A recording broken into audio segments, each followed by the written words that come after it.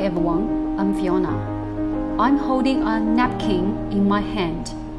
After the robot arm pick up the foam products from the EPS shaping molding machine, I will use the napkin to wipe the surface of the foam products to see the water content of the surface.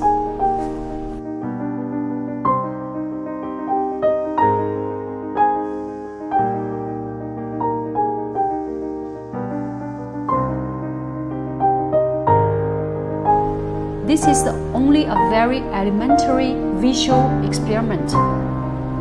Cannot accurately measure the moisture content.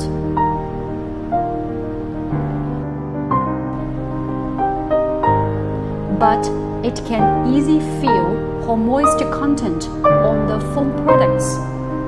Such foam products can be delivered quickly after a few hours in the factory.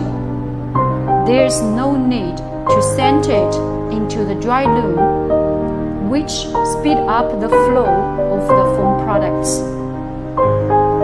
For more information about EPS machine or EPS mold, leave your comments below or contact with us by email. If you want to see more videos like this, please give us a like and subscribe to our channel. I'll see you next video.